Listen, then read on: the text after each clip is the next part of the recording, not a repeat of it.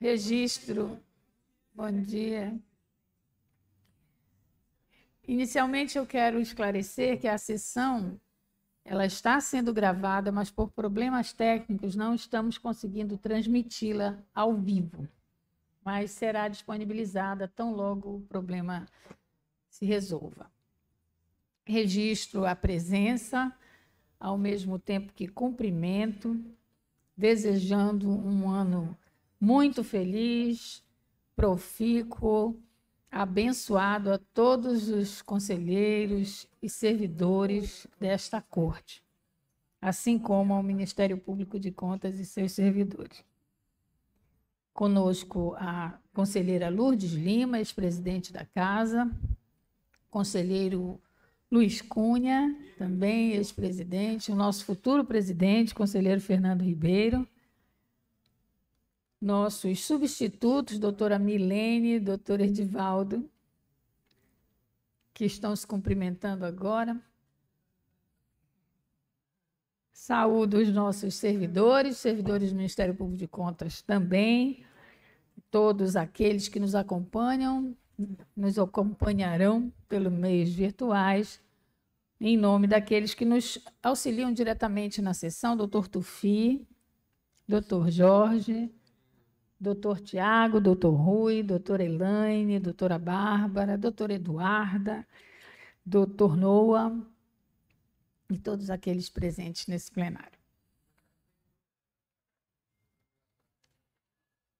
Não temos advogados hoje na sessão, mas sintam-se também cumprimentados, assim como todos os jurisdicionados deste Estado.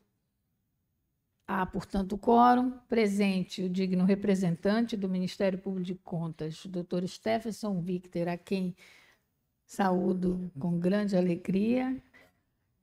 Declaro aberta a presente sessão sob as bênçãos de Deus.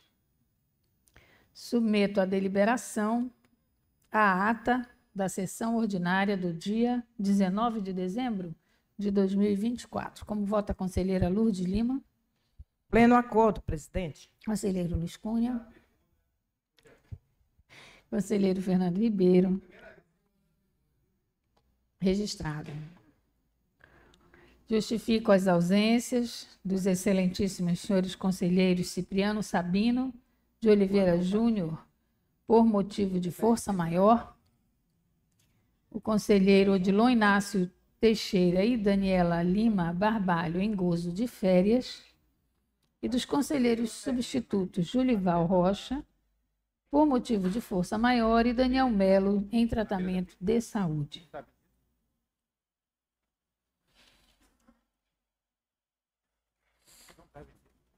Solicito ao doutor Tufi, nosso secretário, que inicie, por gentileza, o pregão da pauta. Bom dia. Bom dia. Em pauta, os processos 62 de 2021 e outros dois processos que tratam de atos de admissão de pessoal temporário realizados pela Fundação Santa Casa de Misericórdia do Pará e pela Secretaria de Estado de Educação, todos tendo como relatora a excelentíssima senhora conselheira Lourdes Lima. Com a palavra, ilustre conselheira. Muito obrigada. Meu bom dia especial a Vossa Excelência, nossa presidente, conselheira Rosa Egídia. Bom dia especial ao nosso procurador-geral, doutor Stephenson Victor. Meu bom dia ao nosso ex-presidente, sempre presidente, doutor Luiz Cunha. Meu bom dia ao nosso querido vice-presidente, doutor Fernando Ribeiro. Bom dia especial a Vossa Excelência. Veio renovado lá do Marajó, né, doutor Fernando? Aquelas bênçãos de lá, conheço muito bem. Meu bom dia também à nossa conselheira substituta, a doutora Milene Cunha, doutor Edivaldo, que já também falei com ele, que já está recuperado, graças a Deus, tudo em paz, né? Sejam sempre bem-vindos. Meu bom dia aos advogados e na pessoa do doutor Tufi, do doutor Jorginho, nós cumprimentamos todos os servidores desta Corte de Contas e servidoras que nos apoiam no nosso trabalho. meu bom dia especial também aos nossos internautas. Com certeza estão tentando assistir, mas não vão poder assistir hoje. Eu vou até avisar para o seu Zé que está. Já resolveu? Depois serão, com certeza, disponibilizados, né? Então, meu bom dia a todos. Vamos aos autos, porque hoje a sessão está bastante recheada, mas aqui os processos, horas relatados por Sua Excelência, senhor secretário, foram juntados para fins de pauta, porque todos eles têm o mesmo objeto e tanto a Controladoria de Pessoal e Pensões, bem como o douto Ministério Público de Contas, opinaram excepcionalmente pelos registros dos atos. São os relatórios, senhora presidente, senhores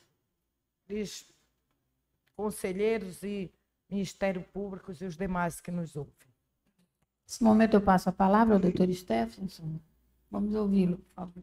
Bom dia, Bom dia, minha querido. caríssima presidente, eterna colega de MP de Contas, doutora Rosa Egídia.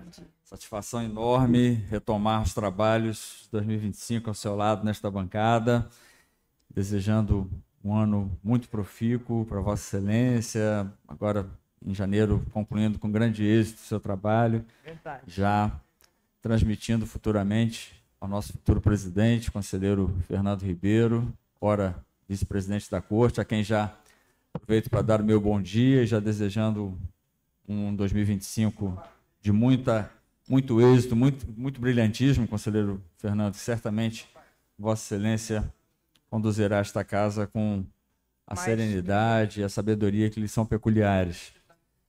Quero também dar o meu bom dia à nossa decana, a conselheira Lourdes Lima. Muito bom dia, Excelência.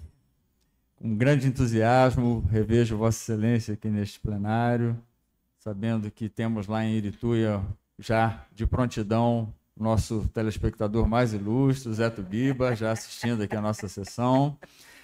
Quero, da mesma forma, saudar com muita alegria o conselheiro Luiz Cunha, grande amigo, que também já trouxe seu entusiasmo peculiar a este plenário, já começando o ano com todo vapor, né, conselheiro? Todo vapor. E, da mesma forma, saudar a conselheira Milene Cunha. Muito bom dia, Excelência. Que seja um ano muito exitoso, o trabalho de Vossa Excelência, especialmente à frente também da Associação dos Conselheiros e Ministros Substitutos, que, inclusive, carreira que está fazendo 107 anos, né? Quem já parabenizo Vossa Excelência e o conselheiro Edivaldo Souza também, aqui presente, pela data tão representativa para esta carreira, da mesma forma tão representativa para o sistema de tribunais de contas. Tá? Parabéns.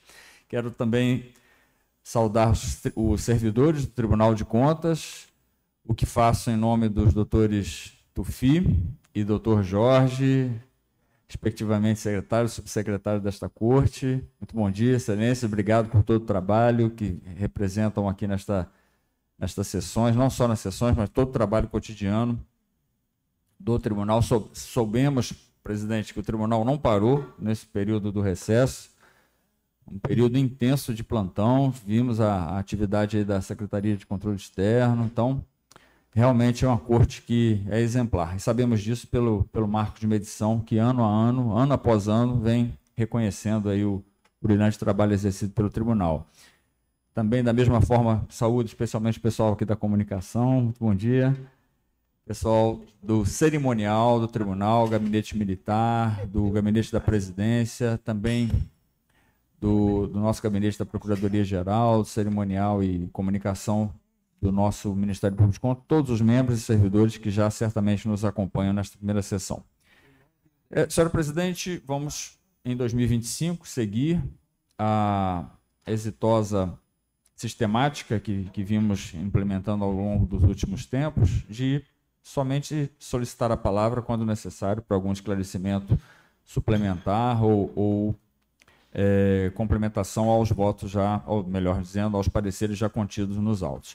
Apenas fazendo também aquela observação de praxe que, tendo em vista novo entendimento do tribunal, já nem tão recente, mas ainda recente, com relação à consumação da prescrição também da pretensão ressarcitória, em não sendo ainda nos pareceres contidos nos autos, essa matéria não tendo ainda sido enfrentada, uma vez já reconhecida na instrução, o Ministério Público não se opõe a que seja reconhecido aqui pelo plenário a consumação da pretensão, da prescrição das pretensões punitiva e ressarcitória naqueles processos em que isso esteja plenamente configurado. Muito obrigado. Excelente trabalho. Obrigada para nós todos.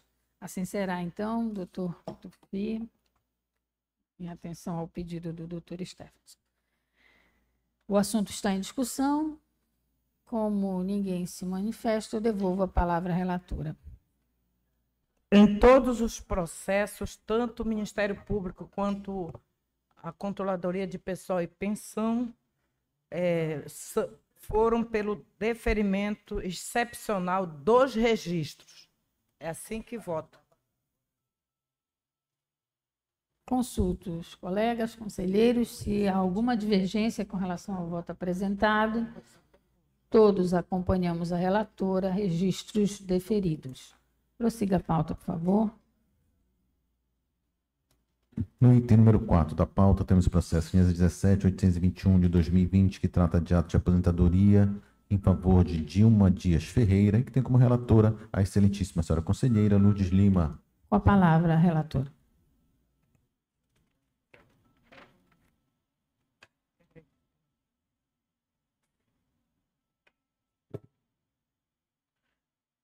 Muito obrigada.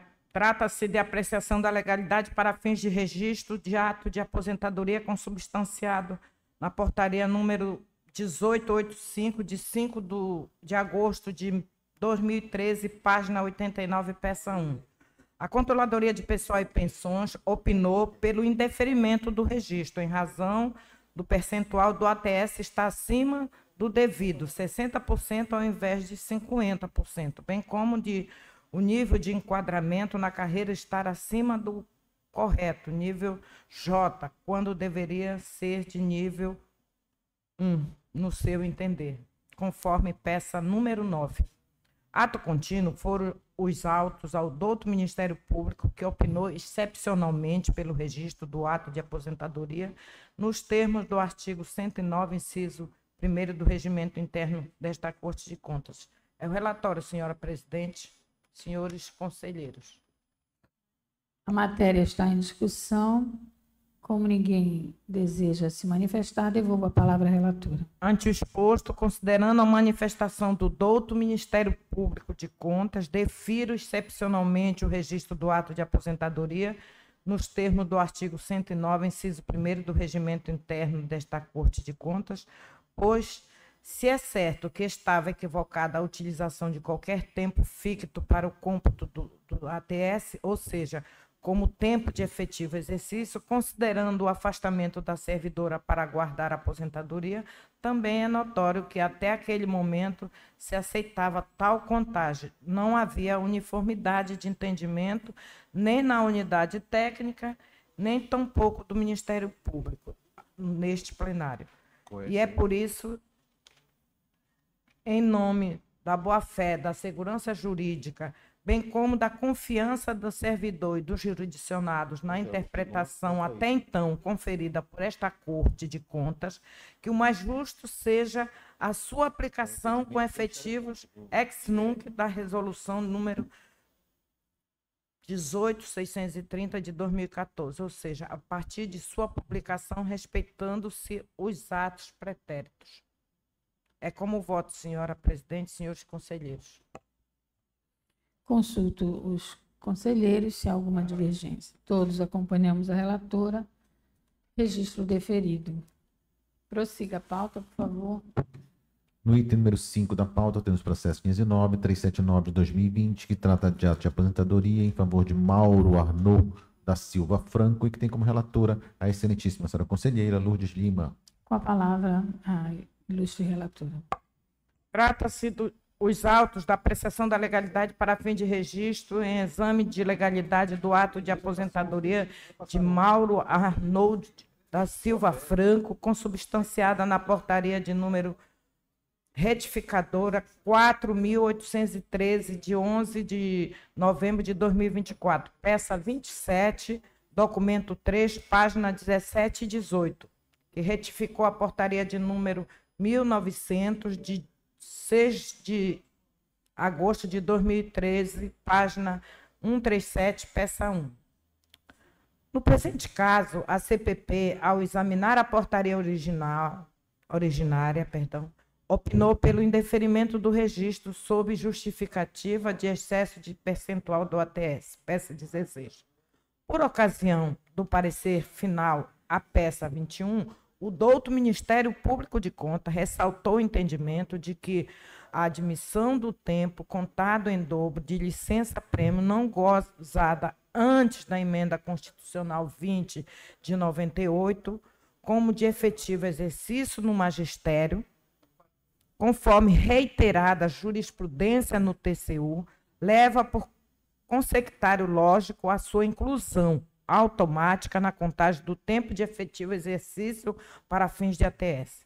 Não obstante, tendo em vista o entendimento local sobre o assunto evidenciado especialmente na Resolução 17.304 de 2007, processo de consulta, e no Acordo 55.154 de 2015, o Parquê de Contas concordou com a unidade técnica quanto à necessidade de retificação no percentual do ATS de 65 para 55.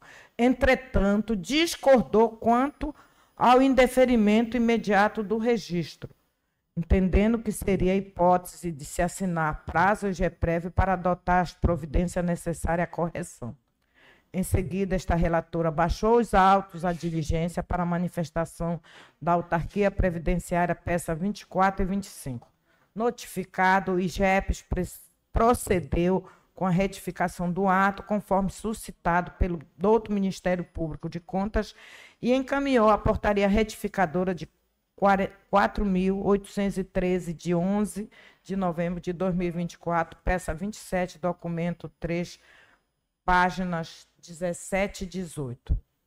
Em relatório complementar, a CPP opinou pelo deferimento do registro, peça 32. O douto Ministério Público de Contas já procedeu à análise do mérito, peça 21, e que a recomendação foi atendida nos termos delineados.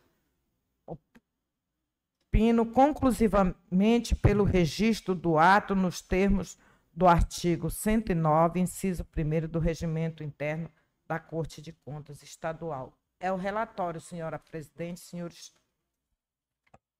conselheiros. Consulto os demais conselheiros se há alguma divergência. Todos acompanhamos a relatora. Registro deferido nos termos Não, ainda não é o voto. Ainda era o relatório. Perdão, doutora. Foi tão longo que...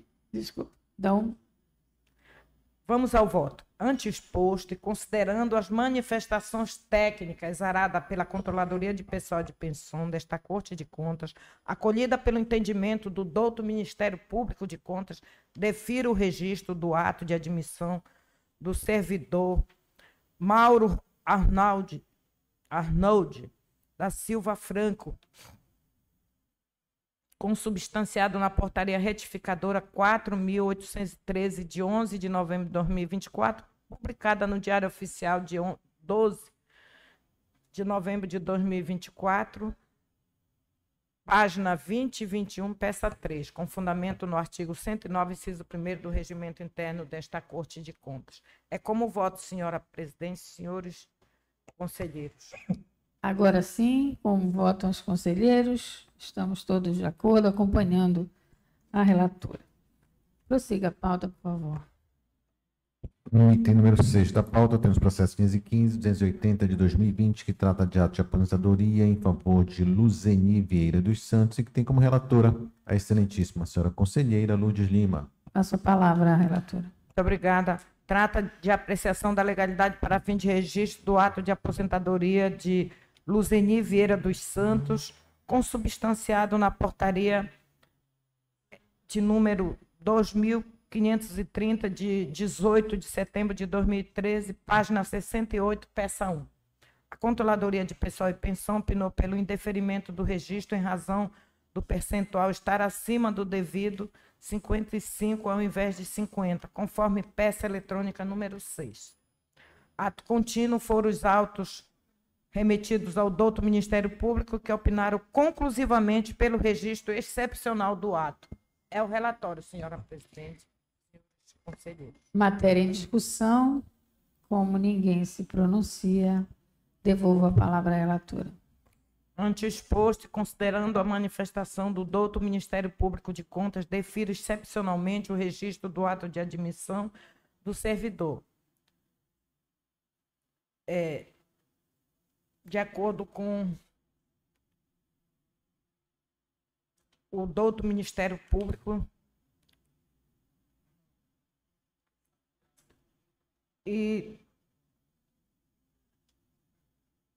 pois é certo que estava equivocada a utilização de qualquer tempo ficto para o cômputo do ato, ou seja, como tempo de efetivo exercício, considerando o afastamento da servidora para aguardar a aposentadoria, também é notório que até aquele momento se aceitava tal contagem. Não havia uniformidade de entendimento nem na unidade técnica, tampouco no Ministério Público de Contas, ou neste plenário. E é por isso que, em nome da boa-fé, da segurança jurídica, bem como da confiança do servidor e do jurisdicionado na interpretação da norma, até então conferida pela Corte de Contas, que o mais justo seja a sua aplicação com a efetividade ex nunc da resolução TCE Pará 18.630 de 2014, ou seja, a partir de sua publicação, respeitando os atos pretéritos. É como voto, senhora presidente, senhores conselheiros. Deferiu. Consulto os colegas, alguma divergência? Todos acompanhamos a relatora, registro deferido nos termos do relatório, do voto. Prossiga a pauta, por favor. No item número 7 da pauta, temos processo 1514-040 de 2020, que trata de ato de aposentadoria em favor de Dolores Maria Felipe Marques e que tem como relatora a excelentíssima senhora conselheira Lourdes Lima. Com a palavra, relatora. Trata-se de apreciação da legalidade para fins de registro do ato de aposentadoria consubstanciado na portaria de número 2.378, de 9 de setembro de 2013, página 11, peça 1. A Controladoria de Pessoal e Pensões opinou pelo indeferimento do registro em razão do percentual do ATS estar acima do devido, 60 ao invés de 55, conforme peça eletrônica número 8. Ato contínuo foram os autos ao Ministério Público, que opinaram conclusivamente pelo registro excepcional do ato. É o relatório, senhora presidente, senhores conselheiros. Eu coloco a matéria em discussão. Ninguém se manifesta. Devolvo a palavra à relatora. Ante exposto e considerando a manifestação do douto Ministério Público, defiro excepcionalmente o registro de admissão da servidora Dolores Maria Felipe Marques, tudo já dentro do entendimento desta Corte de Contas, conforme o entendimento anterior, processo anterior. Consulto os colegas. Todos de acordo. Registro deferido. Prossiga a pauta, por favor. No item número 8 da pauta, temos processo 1514-448 de 2020, que trata de ato de aposentadoria em favor de Maria José Nazaré Marques e que tem como relatora a excelentíssima senhora conselheira Lourdes Lima. Com a palavra, relatora. O presente processo trata da apreciação da legalidade para fins de registro do ato de concessão de aposentadoria em favor de Maria José Nazaré Marques no cargo de professor, classe especial nível 1, pertencente ao quadro de pessoal da SEDUC, concedida por intermédio da portaria número 481, de 18 de fevereiro de 2020, devidamente publicada no Diário Oficial do Estado, em 10 de março de 2020, página 201. Em relatório técnico, as páginas 212, 213, 214, a CPP opinou pelo deferimento do registro do ato de aposentadoria, não havendo, portanto, nenhuma irregularidade passível de ser corrigida em sede de controle externo. Doutor Parquet de Contas, por sua vez, zarou manifestação às páginas 219 a 227, sugerindo a retificação do quantitativo das aulas suplementares pagas a interessadas, evitando dessa forma que seja refletido na aposentadoria da mesma. O acréscimo indevido das referidas aulas suplementares, ocorrido após o afastamento da servidora de suas atividades laborais, propondo, por fim, a adoção do critério da utilização pelos REPs, qual seja a média dos últimos 6 meses anteriores a esse. É o relatório, senhora presidente. Senhores conselheiros. Assunto em discussão. Ninguém se manifesta. Devolvo a palavra à relatora. Diante do exposto, acolho a manifestação técnica da CPP no sentido de deferir o registro do ato concessório de aposentadoria em favor de Maria José Nazaré Marques, no cargo de professor classe especial nível 1, pertencente ao quadro da SEDUC, ratificada pela portaria 481, de 18 de fevereiro de 2020, devidamente publicada no Diário Oficial de 10 de março de 2020, por estar perfeitamente alinhado aos ditames constitucionais e infraconstitucionais. É assim que voto, senhora presidente, senhores conselheiros. Consulta os colegas, se há alguma divergência. Todos acompanhamos o voto apresentado, registro deferido. Prossiga a pauta. Em pauta, os processos 511.796 de 2016 e 508.746 de 2014, que tratam de prestações de contas de convênios celebrados pelos municípios de Brebes e Cachoeira do Arari, ambos tendo como relatora a excelentíssima senhora conselheira Lourdes Lima. Com a palavra, relatora. Senhora presidente, senhores conselheiros, os processos horas apregoadas pelo senhor secretário foram juntados para fins de pauta, posto que os mesmos já alcançaram os ditames da prescrição, tanto o 9º quanto o 10º estão prescritos, portanto, eu proponho a extinção dos processos e seus consequentes arquivamento. Inicialmente, foi assim que entendeu o Ministério Público de Contas, bem como a CPP. Então, estes são os relatórios. Em discussão, ninguém discute. Devolvo a palavra à relatora. Acompanhando o entendimento tanto do órgão técnico quanto do Ministério Público de Contas, reconheço a prescrição das pretensões punitivas e ressarcitórias com seu consequente extingo o processo e seu consequente arquivamento. Os processos e os mesmos serão extintos consequentemente e arquivados. Consulta os colegas. Todos acompanhamos a relatora. Reconhecida a prescrição, processos arquivados.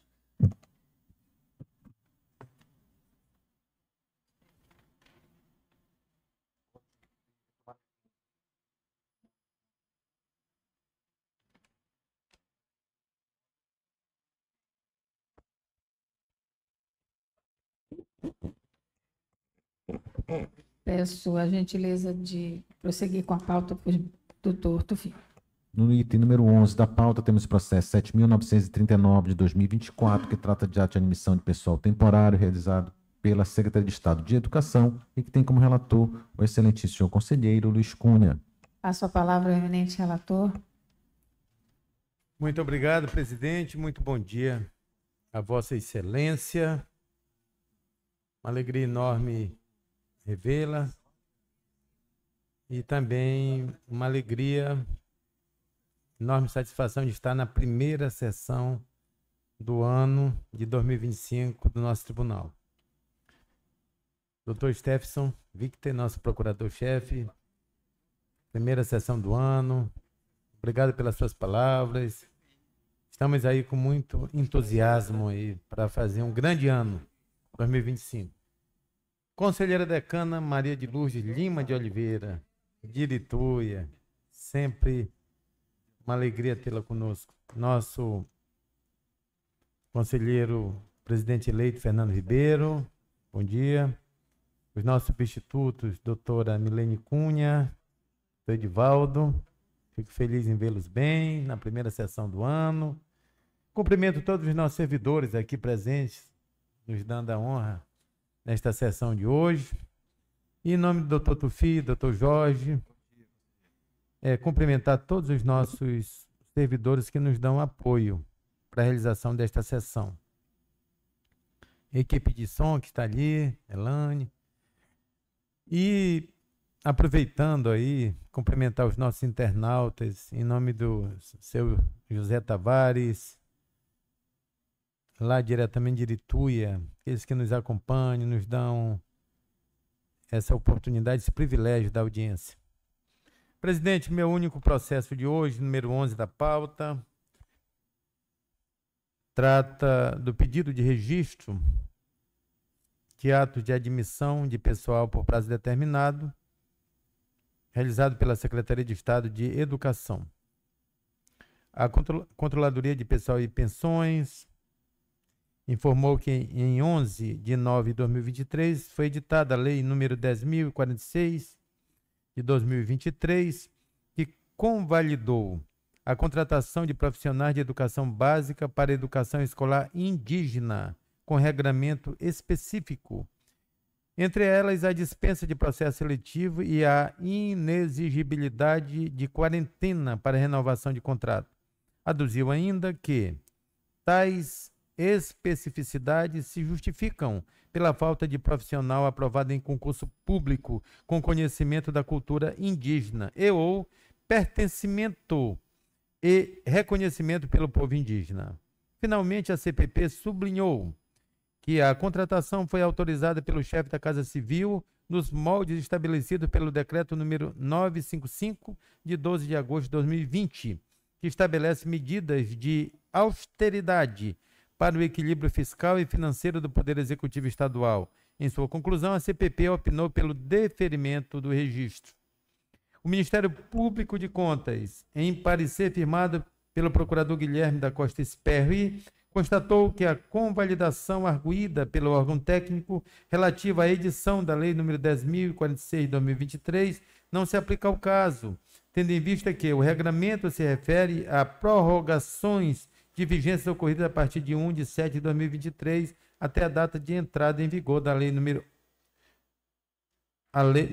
em 11 de 9 de 2023, que não é o caso dos autos, já que os contratos foram firmados com vigência a partir de 27 de 2 de 2024. Entretanto, apesar de, a princípio, a admissão sob análise não se amoldar na íntegra a ressalvas autorizadas pela jurisprudência do Supremo Tribunal Federal, entendeu que a necessidade, o excepcional interesse público e principalmente as peculiaridades inerentes ao atendimento das demandas na área de educação de comunidade indígena, bem como disposto no artigo 221 da Lei de Introdução ao Direito Brasileiro, LINDB, permitem excepcionalmente o registro do ato. É o relatório. É o relatório, presidente. O assunto está em discussão. Como ninguém se manifesta, devolvo a palavra ao relator. Presidente, eu defiro o registro. Consulto aos colegas se há alguma divergência. Todos acompanhamos o relator, registro deferido. Prossiga a pauta, por favor. Em pauta, os processos 013, 472, 2023 e outros 3 processos que tratam de atos de admissão de pessoal temporário realizados pela Secretaria de Estado de Saúde Pública, pela Fundação Santa Casa de Misericórdia do Pará e pela Secretaria de Estado de Meio Ambiente e Sustentabilidade. Todos os processos tendo como relatora a excelentíssima senhora conselheira substituta, Milene Cunha. Com a palavra, relatora. Obrigada, senhora presidente. Primeiramente, bom dia, senhora presidente, conselheira Rosa Egídia. Bom dia, senhores conselheiros, conselheiro Luiz Cunha, conselheiro Fernando, futuro presidente deste tribunal. Bom dia também à conselheira Lourdes Lima.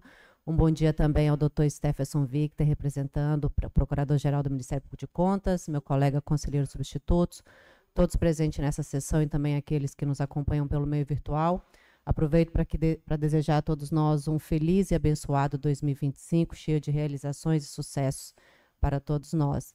E também gostaria de aproveitar a oportunidade para agradecer ao doutor Stephenson Victor, não somente a ele, mas a todos os presidentes de entidades, pois na data de ontem comemoramos 107 anos do cargo de ministro e conselheiro substituto dos Tribunais de Contas, e ao longo desse mais de um século, né, a categoria tem buscado justamente o fortalecimento ao lado dos conselheiros e fortalecimento também da Judicatura de Contas ao lado dos titulares. Então, enquanto presidente da associação, não poderia deixar de fazer esse registro aqui, parabenizando os meus colegas, mesmo aqueles que não estão presentes, doutor Julival, doutor Daniel, e também ao doutor Edivaldo, e os meus colegas também parceiros, irmãos aqui de Tribunal de Contas, do Tribunal de Contas dos municípios, além de todos aqueles que elaboram tribunais de contas afora pelo Brasil. Então, que continuemos firmes no propósito de continuar contribuindo para o aprimoramento do controle externo e, consequentemente, também diretamente da própria gestão pública brasileira em prol de serviços cada vez melhores. E de um controle externo que faça diferença na vida das pessoas, que é esse o nosso lema. Então, muito obrigada, doutor Stephenson, e muito obrigada também a todos que nos parabenizaram pela data de ontem. Voltando agora ao processo, senhora presidente, eu gostaria de dizer que todos os processos, com exceção do item 14, que é o processo de ato pessoal oriundo das SEMAS, tanto a unidade técnica quanto o doutor Parquet se manifestaram pelo deferimento dos registros, e no item 14 se manifestaram pelo indeferimento dos registros, seja aplicando preliminarmente o exaurimento dos efeitos por parte do Ministério Público de Contas, porque os contratos já se exauriram, e por entenderem que não se adequaram às exigências legais para contratação temporária. Então, é a síntese dos relatórios. Matéria em discussão. Como ninguém se manifesta, eu devolvo a palavra à relatora. Em todos os processos apregoados juntados para fim de lotes, foi aplicada a jurisprudência dessa casa, mesmo naquele das SEMAS, em que houve a manifestação pelo indeferimento dos registros. Essa casa tem entendido que, mesmo no caso de exaurimento do contrato encerrado, prevalece a análise de mérito desses contratos e também, em fins de continuidade, a gente tem feito o registro tácito. Então, em função disso, em todos eles, eu proponho o deferimento dos registros. Consulto os colegas, todos acompanhamos a relatora, registros deferidos. Prossiga a pauta, por favor. Em pauta, os processos 517.140 de 2020 e 517.661 também de 2020, que tratam de atos de aposentadoria em favor de Regina Célia da Costa Areas e Josileia Amoras da Costa, ambos tendo como relatora a excelentíssima senhora conselheira substituta Milene Cunha. Passo a palavra à relatora. Nestes dois processos apregoados, tanto a unidade técnica quanto o doutor Parquet aplicaram o entendimento previsto na DI 7198 e se manifestaram pelo deferimento do registro. É a síntese do relatório. Assunto em discussão. Como ninguém se manifesta, devolvo a palavra à relatora. Pelos deferimentos, senhora presidente, senhores conselheiros. Consulto os senhores e senhora conselheira se há alguma divergência. Todos acompanhamos a relatora. Registros deferidos. Prossiga a pauta, por favor. No item 18 da pauta, temos o processo 515 e 597 de 2020, que trata do ato de aposentadoria em favor de José do Carmo Sampaio Marta e que tem como relatora a excelentíssima senhora conselheira substituta Milene Cunha. Passo a palavra à relatora. Nesse processo apregoado, tanto a unidade técnica quanto o doutor Parquet aplicaram o tema 445 do STF, se manifestaram pelo deferimento tácito do registro em face de terem se passado mais de 5 anos. É a síntese do relatório. Assunto em discussão. Como ninguém se pronuncia, devolvo a palavra à relatora. Aplicando também o tema 445 do STF, proponho o deferimento do registro. Consulto os colegas se há alguma divergência. Todos acompanhamos a relatora, registro deferido. Prossiga. Perdão. Registro deferido, deferido. aplicando-se a decisão do Supremo. Prossiga a pauta, por favor. No item 19 da pauta, temos o processo 516-035 de 2020, que trata de ato de aposentadoria em favor de Maria Albaniza Pereira de Araújo, que tem como relatora a excelentíssima senhora conselheira substituta, Milene Cunha. Com a palavra a relatora. Neste processo apregoado, a unidade técnica opinou pelo deferimento do registro e o Ministério Público de Contas também opinou pelo deferimento, com sugestão de complementação da fundamentação do ato, através de apostilamento, para fazer constar referência ao artigo 40, parágrafo 4º, inciso 2 da Constituição Federal, com a redação dada pela Emenda Constitucional 47 de 2005, sem necessidade de retorno posterior ao tribunal. É a síntese do relatório. Em discussão, como ninguém discute, devolvo a palavra à relatora. Acompanhando a unidade técnica do outro parquê, proponho o deferimento do registro com recomendação ao IGEPS para proceder à complementação da fundamentação do ato por meio de apostilamento para fazer constar referência ao artigo 40, parágrafo 4º, inciso 2 da Constituição Federal, com a redação dada pela Emenda Constitucional 47 de 2005, sem necessidade de retorno ao tribunal. É a proposta. Consulto os colegas. Todos acompanhamos a relatora. Registro deferido com a correção sugerida sem necessidade de retorno a esta corte, a este plenário. Prossiga a pauta, por favor. Em pauta, os processos 517, 804 de 2012, 515, 161, também de 2012, que tratam de prestações de contas de convênios celebrados pela Associação das Famílias da Casa Familiar Rural de São Félix e do Xingu e do Conselho Escolar da Escola Abelardo Leão Conduru. Ambos os processos tendo como relatora a excelentíssima senhora conselheira substituta, Milene Cunha. Passo a palavra à relatora. Observada a prescrição, tanto a unidade técnica quanto o douto parquê de contas se manifestaram pelo arquivamento dos processos em razão da incidência da prescrição. É a síntese dos relatórios. Em discussão, ninguém discute, devolvo a palavra à relatora. Verificada de fato a prescrição, proponho a extinção do processo em resolução de mérito e seus consequentes arquivamentos. São as propostas. Pergunto aos colegas se há alguma divergência. Todos acompanhamos a relatora. Prescrição reconhecida. Processos arquivados. Prossiga a pauta, por favor. No item 22 da pauta, temos o processo 500.931 de 2020, que trata de ato de admissão de pessoal temporário realizado pela Secretaria de Estado de Educação e que tem como relator o excelentíssimo conselheiro substituto, Edivaldo Souza. Com a palavra o relator. Obrigado, conselheira Rosa. Bom dia. Procurador Stefson Victor, paz na falha. Conselheira Lourdes Lima, bom dia. Conselheiro Luiz Cunha. Conselheiro Fernando Ribeiro. Conselheira substituta Milene. Antes de tudo, agradecer pelas palavras de carinho, que eu tive um probleminha final do ano, mas plenamente recuperado e com toda a energia para 2025, no qual desejo um feliz 2025 para todos. Presidente, sobre o processo, trata-se de apreciação da legalidade para fim de registro de admissão de pessoal temporário, firmada entre a Secretaria de Estado de Educação e Suzy da Silva Santos, para a função de assistente administrativo, intérprete de Libras. A Controladoria de Pessoal de Pensões apontou que a hipótese de contratação direta de análise não foi albergada pelo Decreto 1741 de 2017 e deveria ter sido precedido do respectivo processo seletivo, e que a vigência do contrato da servidora ultrapassou o limite legal, opinando ao final pelo indeferimento. O Ministério Público de Contas, a seu turno, divergiu da unidade técnica, identificando que, na situação concreta, estava apta a justificar o registro excepcional do ato de contratação direta.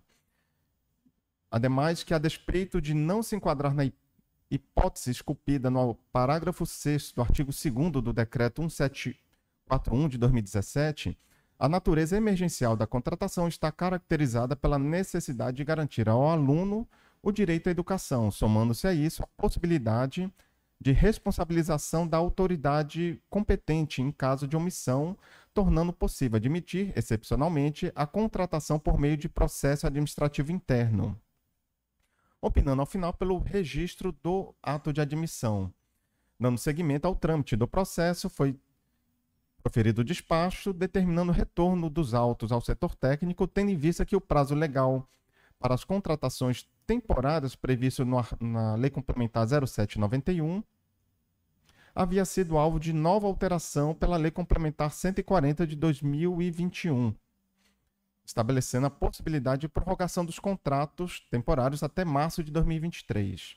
Em relatório técnico complementar, a unidade técnica retificou a manifestação anterior, opinando pelo registro do ato, e o Parquê de Contas também, de igual forma, retificou parcialmente o opinativo pretérito, afastando apenas a determinação referente à atenção aos limites legais para contratações temporárias. É o relatório, presidente e conselheiros. Em discussão? Ninguém discute. Devolvo a palavra ao relator. Obrigado, presidente. Preliminarmente, não se deve perder de vista que os autos trazem ao debate o tema extremamente sensível, qual seja o direito à educação inclusiva. Em suma, o plexo normativo brasileiro traz ao poder público o dever de direcionar e fomentar políticas estatais específicas, visando garantir às pessoas portadoras de necessidades especiais o adequado acesso ao sistema educacional.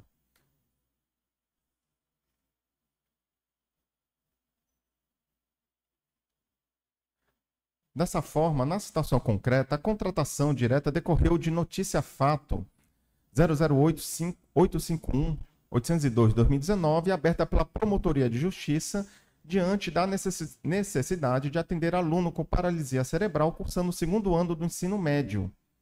A referida circunstância fática denota por si só o caráter urgente da contratação, pois existia à época situação que demandava a atuação célere do poder público de forma a garantir o acesso à educação do jovem portador de necessidades especiais, sob pena de violar-se todos os mandamentos constitucionais e legais já tratados ao norte. Portanto, ainda que a contratação tenha ocorrido de forma direta, ou seja, sem a realização do processo seletivo prévio, entende-se que a peculiaridade do caso concreto consubstancia a urgência, que, somada à base normativa de contratações temporárias do Estado, que vigorava até então, tornava aquela situação específica possível a referida forma de agir. Ademais, a imposição da realização de processo seletivo simplificado foi inserida pela Lei 0791 e pela Lei Complementar 131 de 2020, ou seja, em momento posterior à referida admissão.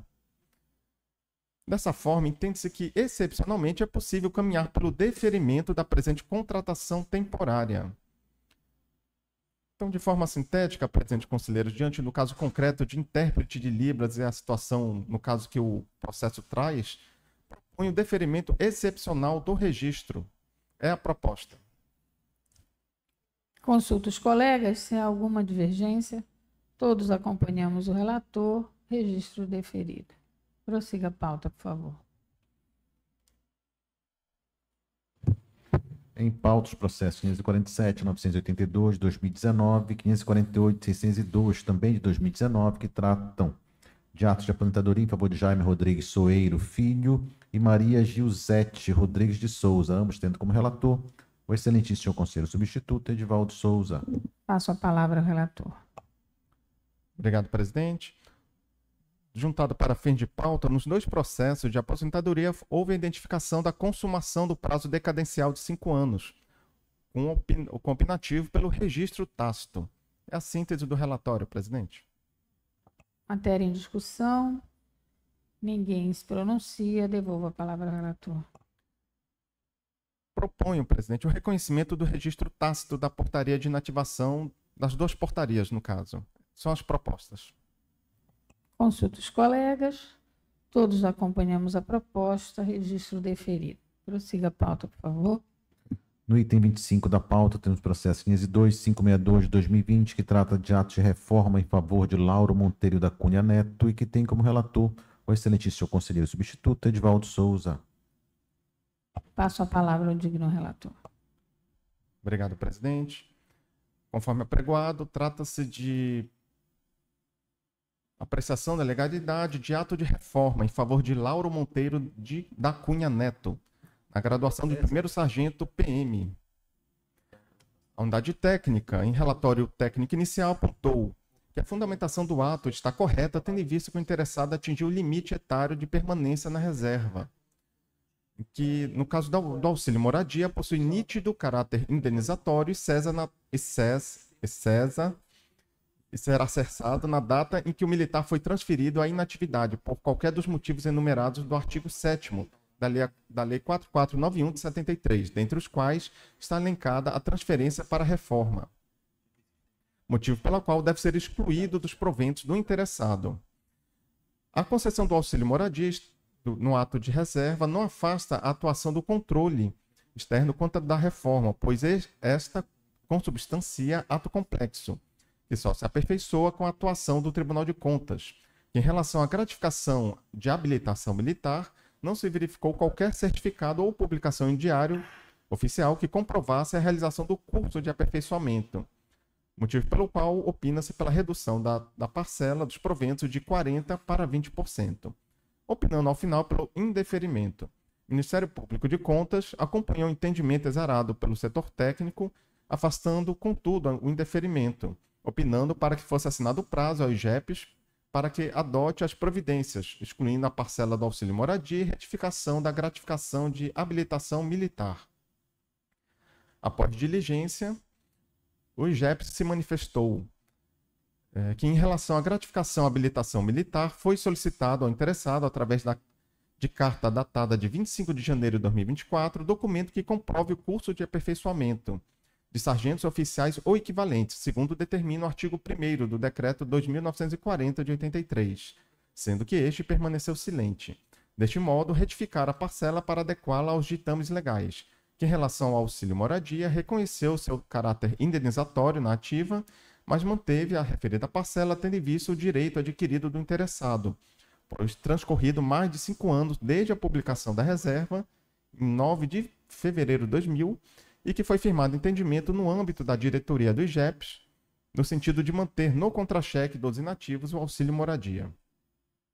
Desta feita, o IGEPES retificou parcialmente o ato por meio da portaria retificadora 553 de 2024, mantendo, contudo, a parcela auxílio moradia.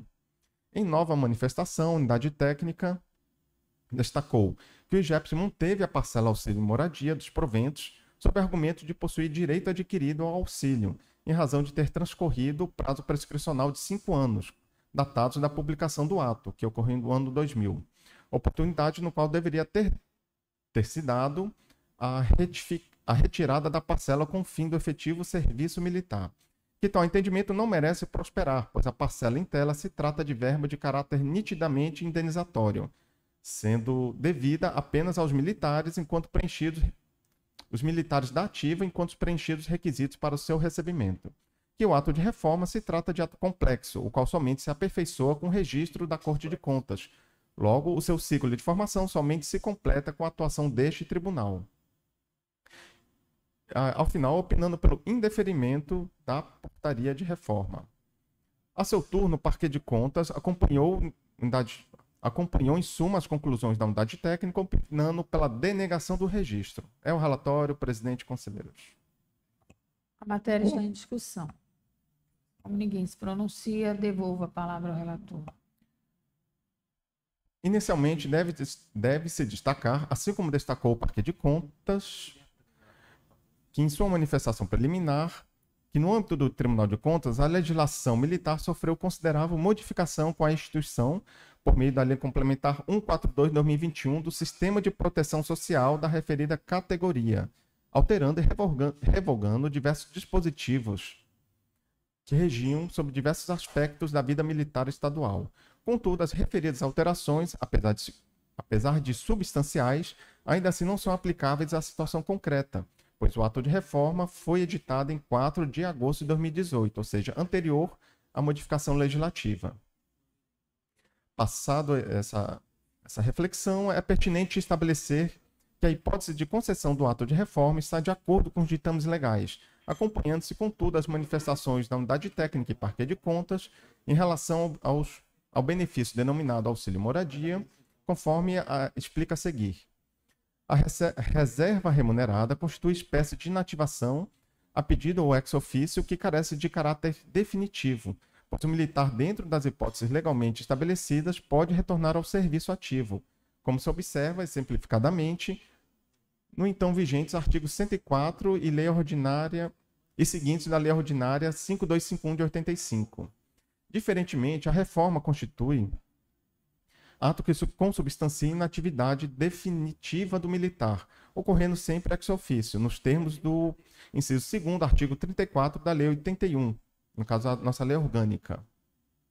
E está sujeita à apreciação da legalidade por este tribunal, diferentemente da reserva, que não se encontra elencada no rol de atos sujeitos a registro.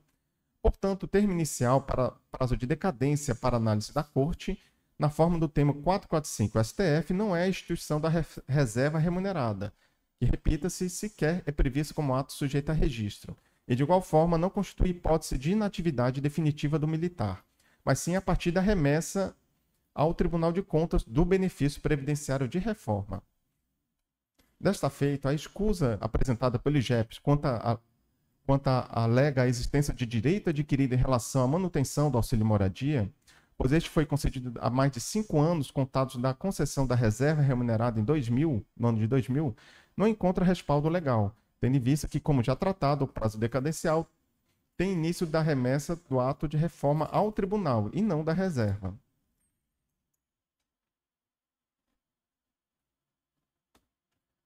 Em relação ao prazo para emitir novo ato, diante da ausência de previsão expressa do Tribunal de Contas, tem-se adotado o prazo de 30 dias, tendo em vista que a aplicação subsidiária da legislação do Tribunal de Contas, mais especificadamente a Instrução Normativa do TCU 78/2018, nos termos do artigo 104, inciso 1º da Lei Orgânica, combinado com o artigo 260 do Regimento Interno da nossa Casa. Diante do exposto, presidente e conselheiros, proponho que denegue o registro do ato de concessão de reforma, consubstanciado na portaria 2870 de 2018, e determine ao IGEPS que emita no prazo de 30 dias do novo ato de reforma com exclusão da parcela relativa ao auxílio moradia. É a proposta, presidente e conselheiros. E relembrando, né, como foi ano passado, as últimas sessões tratavam exatamente desse tipo de processo e estão nos mesmos termos. É a proposta, presidente. Pois não, o doutor Stephenson pede a palavra, por favor. Só um esclarecimento ao excelentíssimo relator. Vossa Excelência bem referenciou processos da mesma natureza que foram julgados no final do ano passado. Salvo engano, não sei se é exatamente esse caso de auxílio moradia, mas me parece que de uma recusa inicial o IGEPS passou a atender as diligências do tribunal e fazer a retificação dos atos. Não sei se estou enganado. Mas de início havia uma recusa, né? Que é o caso desses autos, né? Mas posteriormente passou a atender às diligências do tribunal. Só um esclarecimento. Obrigada, doutor Stephenson. Doutor Edivaldo? No final do ano, acredito que o conselheiro Odilon e eu também tive exatamente esse tipo de processo, que era o caso de indenização do auxílio moradia, né, que tem caráter indenizatório. Adiante dessa negativa, foi feito esse mesmo encaminhamento, ou seja, bem lembrado, procurador. Estou insistindo em chamar de conselheiro, Stephenson, mas procurador-geral. Bom dia. Bom dia. Mas é situação então, semelhante, mesmos termos. Converte em diligência ou indefere? Não, nesse caso aqui já houve a diligência no qual houve a negativa, uma vez que eles identificaram, segundo a própria diretoria do IGEPS, que haveria uma decadência interna, digamos assim. Sim. A própria diretoria do IGEPS falou que não haveria qualquer alteração por ter passado 5 anos tendo como base a reserva, o que não se adequa a nenhum dos nossos normativos. De forma que a gente denegou esse argumento e, acompanhando a unidade técnica MPC, a gente estamos denegando, né, por estar incluído esse auxílio moradia. O militar vai continuar recebendo, né, e tendo 30 dias para retificação com uma nova portaria. Não há nenhum prejuízo efetivo ao militar nesse caso, que é a linha que a gente tem adotado nos últimos, ou seja, denegando nesse caso, procurador Stephenson. Som para o doutor Stephenson, por favor. Então, está esclarecido pelo excelentíssimo senhor relator, do ponto de vista prático, não há nenhuma diferença, né? Mesmo o IGEPS já tendo, me parece, superado essa negativa inicial, com os processos que Vossa Excelência referenciou no ano passado. Neste caso, agora, ainda que denegado, não há prejuízo para o interessado, né? Sim, E, sim. posteriormente, já havendo a superação do IGEPS, vai ser feito, então, certamente, um novo ato com a exclusão dessa parcela que tanto o MP de Contas quanto o Tribunal não entendem como devida, né? No caso, né? Então, do ponto de vista prático, acho que o encaminhamento é perfeito. O Ministério Público de Contas está totalmente de acordo. Obrigado, presidente. Obrigado, senhor relator. Obrigada. Então, no caso, a sua proposta é pelo indeferimento com determinação para correção. Isso, denegando a portaria existente e determinando 30 dias para uma nova portaria com a exclusão do auxílio moradia. Na forma prática, a nossa denegação, como foi exposto nas últimas discussões, Já converteria em em diligência. Doutor Luiz Cunha, por favor. Presidente, eu lembro que eu travei essa discussão aqui. No primeiro momento, eu me posicionei de um jeito para que, fazendo o processo baixar em diligência, dando um prazo ao IGPREV para fazer correção. Depois do plenário discutir, entendeu que não, já pode. Ao denegar, qual é o prejuízo para o servidor? Ele vai perder apenas o auxílio moradia, que é o entendimento do órgão técnico do TCE, do Ministério Público, que é ilegal. Ok. Só vai tirar isso, mas ele continua recebendo. A minha preocupação é que, ao denegar, a pessoa deixaria de receber a aposentadoria. Aí é grave. Como é que vai deixar uma família sem renda? Mas nesse caso, não. Isso para mim está muito tranquilo. Não é isso, doutor Jorge? Eu acho que aí, presidente, já fica, eu posso dizer, o entendimento do plenário. Está ainda ao encontro de decisões tomadas aqui. Não é isso, doutor Edivaldo? Correto, exatamente, conselheiro. Tranquilo. Não vai ter prejuízo à pessoa. O plenário reconhece o direito à reforma, Certo. mas nega o direito à parcela Isso. e estabelece o prazo para correção ao IGEPS. E não foi alcançado pelo prazo decadencial, porque conta a partir da data que deu entrada aqui. Sim. Não é isso, doutor Jorge? É isso, não isso. lá. Perfeito. Perfeito. Claro. Então, assim que se pronuncia o plenário, todos de acordo? Dessa forma, então, doutor Tufi, por favor, prossiga. No item 26 da pauta, temos o processo 013.095 de 2023, que trata de representação formulada pela 6ª Controladoria de Contas de Gestão do Tribunal de Contas do Estado do Pará, em face da Secretaria de Estado de Saúde Pública, e que tem como relator o excelentíssimo conselheiro substituto, Edivaldo Souza. Passo a palavra ao relator. Os autos tratam de representação oriunda da instauração de inspeção ordinária realizada pela 6ª Controladoria de Contas de Gestão, que objetivava verificar no âmbito da Secretaria de Estado de Saúde Pública, SESPA, no período de 2018 a 2022, o cumprimento do dever de prestar contas dos recursos repassados voluntariamente, mediante convênio e instrumentos congêneres, e a efetiva adoção dos procedimentos cabíveis quando pendente a remessa ou saúde, ou quando essa ocorresse de forma incompleta a concedente. Após a remessa de informações pela SESPA, os autos retornaram à 6ª Controladoria, que em suma apontou o seguinte: que a Secretaria tem reiterado ofícios aos convenientes solicitando documentos e retardando a instauração da respectiva tomada de conta especial. Por vezes, os referidos ofícios são enviados quando já transcorrido o prazo constante no artigo 142 do nosso regimento, tal qual 240 dias. Em relação ao convênio 26 de 2017, firmado com a Prefeitura de Rio Maria, mesmo a SESPA, tomando ciência da representação realizada pelo Ministério Público do Estado, ainda assim não instaurou a respectiva tomada de conta especial. Mesmo após a instauração do presente instrumento de fiscalização, a SESPA só remeteu a esta Corte uma prestação de contas, que evidencia a inércia da instauração de tomada de contas especiais, ou na fiscalização da análise de contas prestadas.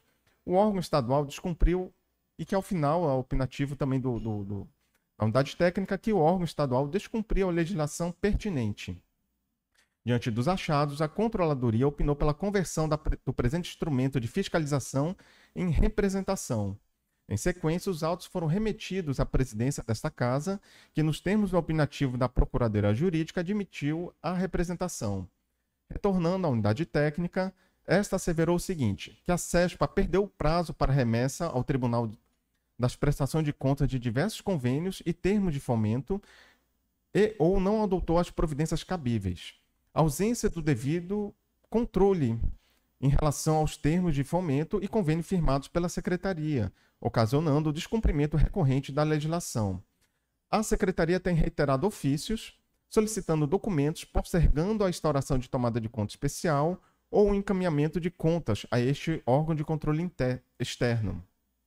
E em relação ao convênio 26 de 2017, firmado com a Prefeitura de Rio Maria, a CESPA, mesmo tomando ciência da representação do Ministério Público Estadual, não instaurou a respectiva tomada de conta especial. Ao final, opinou pela procedência da representação sem prejuízo de determinações, a CESPA, no sentido de providenciar a remessa de todas as prestações de contas de convênio pendentes a este órgão de controle, conforme nosso regimento interno, e providenciar a instauração de tomada de contas especiais para os convênios e termo de fomento com vigência encerrada e que não tiveram suas prestações de contas encaminhadas tempestivamente. Posteriormente, remetidos ao Ministério Público de Contas, em suma, acompanhou o opinativo técnico, divergindo apenas em relação à determinação de que a CESPA instaure tomada de conta especial para os convênios e termos de fomento com vigência encerrada e que não tiveram suas prestações de contas encaminhadas tempestivamente. O Parquet de Contas compreende que a solução mais célere e que melhor resguarda o erário seria a conversão do presente processo de fiscalização em tomada de conta especial, em relação a 18 convênios e a 9 termos de fomento, cada um deles gerando processos independentes, tudo de forma a evitar o tumulto processual, garantir celeridade, melhor análise, assegurar adequada instrução probatória e brindar com as garantias constitucionais do contraditório e ampla defesa. É o relatório, presidente. O assunto está em discussão. Como ninguém se manifesta, devolvo a palavra ao relator. Preliminarmente, é necessário evidenciar que a questão sob exame trata de descumprimento por parte da representada do arcabouço normativo que rege as prestações de contas, mais especificadamente das medidas que devem ser adotadas quando a prestação não é realizada tempestivamente pela conveniente ou pelo parceiro, ou ainda quando ocorre de forma incompleta.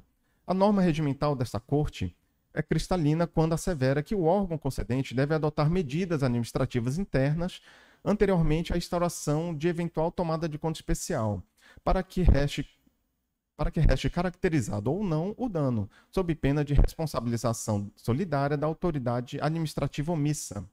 Contudo, as referidas medidas internas não podem se prolongar indefinidamente, estando sujeitos ao limite temporal de 90 dias, contado dos termos iniciais previstos no nosso regimento interno, tudo sem descuidar do prazo para remessa de prestação de contas a este órgão de controle, que é de 240 dias, a partir do encerramento da vigência do respectivo instrumento.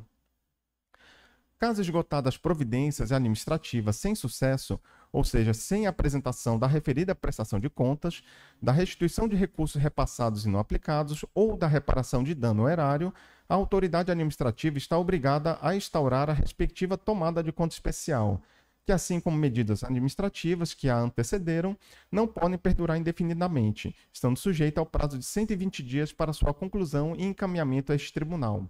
Logo, como evidenciado pela unidade técnica, o concedente, por diversas vezes, demonstrou morosidade no cumprimento das medidas esquadrinhadas ao norte, tanto que, em alguns casos, remeteu ofício à conveniente quando já esgotado o prazo de 240 dias, que corresponde ao lapso temporal para a remessa da prestação de contas a este órgão de controle. Ou seja, a adoção de medida administrativa interna ocorreu intempestivamente. Em outros casos, trazidos ao autos, pela unidade técnica, a CESPA enviou diversos ofícios às concedentes, objetivando a obtenção de suporte documental que conformasse a prestação de contas. Contudo, como já tratado ao norte, tais medidas não podem se estender indefinidamente. O sistema de controle em percepção lato não pode sujeitar-se ao arbítrio da conveniente ou do parceiro. Caso ocorra omissão, a medida a ser adotada é a instauração da tomada de conta especial, não havendo juízo discricionário neste caso.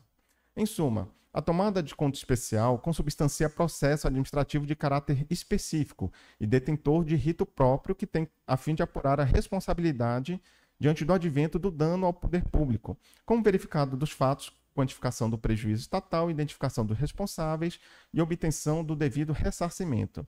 As causas ensejadoras da tomada de conta especial podem ser resumidas basicamente em duas, quais sejam a omissão do dever de prestar contas ou a percepção de irregularidade, que gere dano ao poder público. Guardando essa noção, é perceptível que a relação processual, ora discutida, versa nitidamente do apontamento de diversas irregularidades com potencial lesivo ao patrimônio estatal, o que, como tratado ao norte, autoriza o manejo de processo de tomada de conta especial como rito específico e mais adequado para a recomposição do patrimônio público estadual. No caso sob análise, o ponto controvertido tratado nos autos está mais atrelado às possíveis consequências da presente proposta de decisão do que à percepção da instauração da tomada de contas como medida adequada. Em suma, a questão nodal versa o seguinte: determinar a CESPA que instaure as respectivas tomadas de contas especiais, como opinou o setor técnico, ou que a presente representação origine diversas tomadas de contas especiais já no âmbito dessa Corte de Contas, como tratado pelo Parquê de Contas. Entende-se mais adequada a primeira medida, como passo a explicar. A dicção dos parágrafos 1º e 3º do artigo 50 da nossa lei orgânica traz norma de cunho mandamental, em que, sendo verificada a omissão da autoridade administrativa na instauração da tomada de contas, este tribunal determinará a instauração da tomada de contas, assinalando o prazo para tanto. Dessa feita, mesmo que tenha ocorrido a inércia injustificada da administração, como reforçado pelo Parquê de Contas, o narrado dispositivo prevê essa possibilidade, qual seja a não instauração da tomada de contas pela concedente. Portanto, a lei orgânica não deixa margem de dúvida. Havendo omissão, a Corte determinará a instauração da tomada de conta especial. Ademais, essa Corte vem editando atos normativos que objetivam racionalizar a atividade do controle externo, dentre os quais, exemplificadamente, a Resolução 19.472 de 2022, que, seu artigo 2º, fixou 100 mil o valor a partir do qual a tomada de conta especial deverá ser encaminhada a este tribunal para fins de julgamento, adotando-se inclusive o mesmo valor para débitos no apurado, cujos eventos tenham ocorrido antes de 1º de janeiro de 2023. Desse modo, tanto pelo prisma da lei orgânica quanto no sentido apontado da edição dos atos normativos, torna-se clara a tendência de racionalizar a atividade do controle externo com forma de torná-la mais eficiente, sendo sob esta perspectiva, mais adequado determinar que a concedente, a representada, instaure as tomadas de contas especiais pendentes. O que, reitere-se, não significa afastar de forma alguma as atribuições inerentes a essa instância controladora, até mesmo porque, diante dos valores levantados, as tomadas de contas especiais serão encaminhadas a este tribunal. Em reforço, é razoável compreender que a instauração de tomada de contas pela própria concedente tende a permitir a formação de autos mais robustos em menos tempo, tendo em vista que a relação ocorreu diretamente entre concedente e conveniente, sendo muito mais provável que a própria concedente de pronto já instrua os autos com toda a documentação pertinente em seu poder. Por todo exposto, presidente, conselheiros, proponho a procedência da representação, determinando-se a CESPA para providenciar a remessa de todas as prestações de conta dos convênios pendentes a este Tribunal de Contas, conforme artigo 142 e 143 do nosso regimento, especialmente aquelas previstas no item 3.7 do relatório técnico, e para instaurar, no prazo de 15 dias, as tomadas de contas especiais para os convênios e termos de fomento com vigência encerrada e que não tiveram suas prestações de contas encaminhadas tempestivamente, especialmente as previstas no item 3.9 do relatório técnico, sem prejuízo, em igual prazo, para comunicar a este tribunal a adoção da referida medida sob pena de responsabilização solidária. É a proposta, conselheiros e presidente. Com conselheira Lourdes. Eu estou de acordo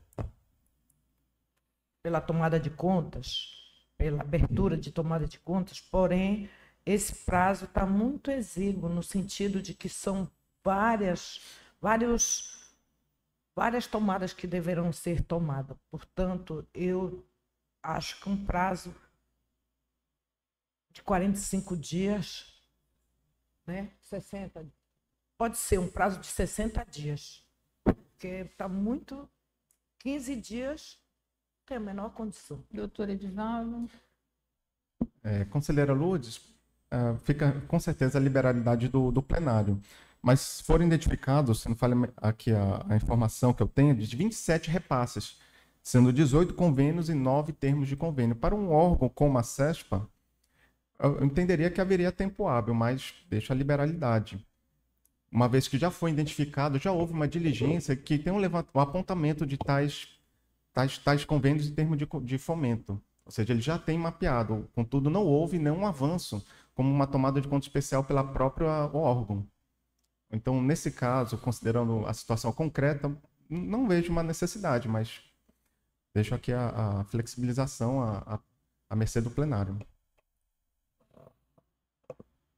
Conselheiro Fernando. Eu queria apenas saber se há informação em relação aos valores desses repasses. Eles todos são de mais de 100 mil reais, que é o estabelecido. Eu vou abrir aqui, conselheiro Fernando, o relatório da unidade técnica, que tem essa descrição, mas acredito que tem alguns de valores menor.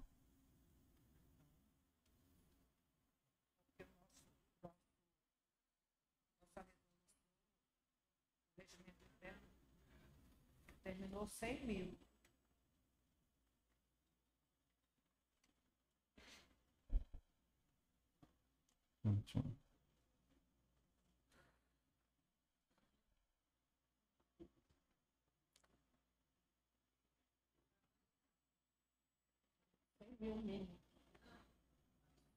Se tem menos de 100, né? 127. Só achando aqui a página, conselheiro. 23. Deixa eu abrir aqui. Peça 23. Obrigado, Jorge, realmente. Aqui tem a descrição, né? Deixa eu abrir aqui.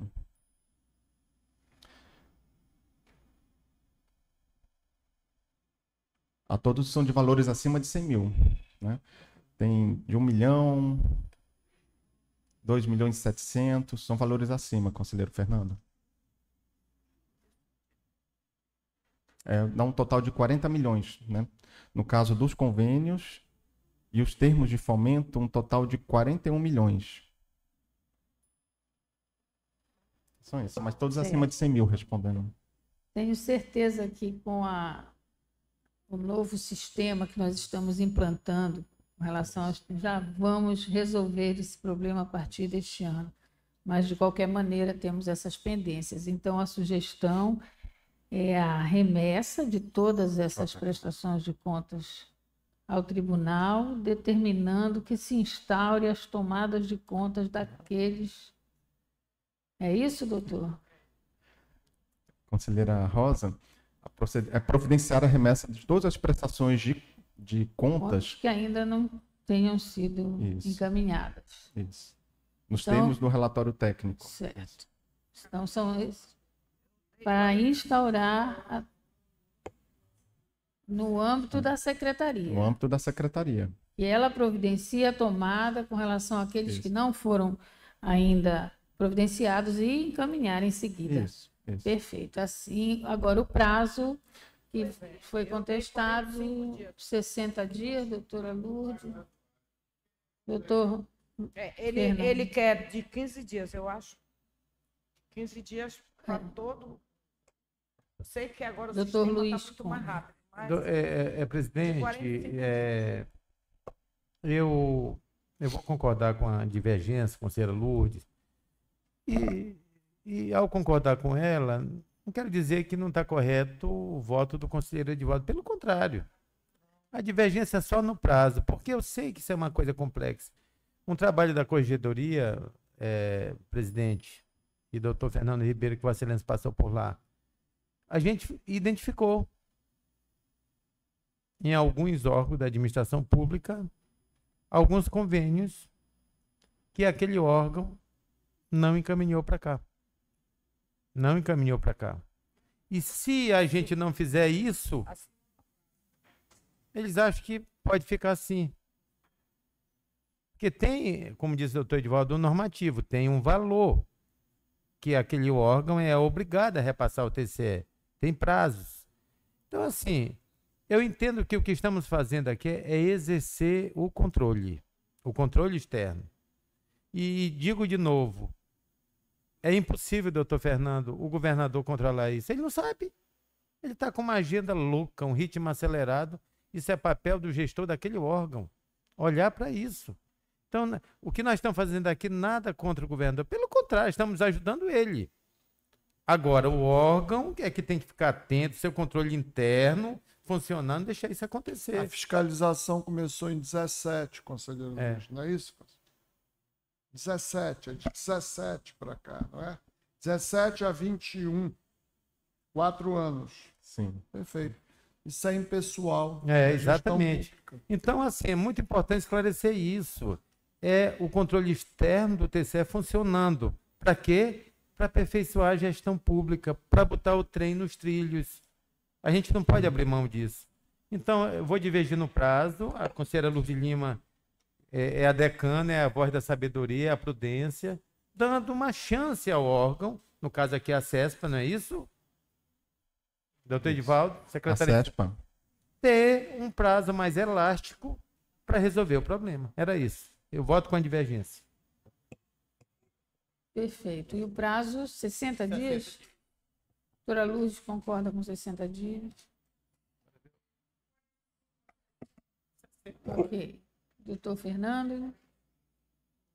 De acordo. Acompanha o Luiz? Então, eu também acompanho os demais colegas. Referendando a proposta apresentada, apenas elastecendo o prazo para, vamos estabelecer 60 dias.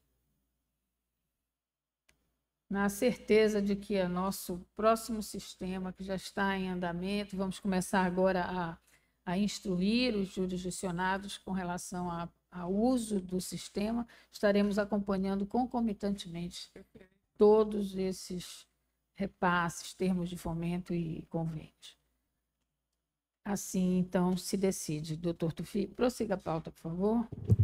No item 27 da pauta, temos o processo 534.886 de 2013, que trata da tomada de contas do convênio celebrado pelo Conselho Escolar da Escola Dom Alberto Gaudêncio Ramos e que tem como relator o excelentíssimo conselheiro substituto Edivaldo Souza. Com a palavra, o relator. Obrigado, presidente.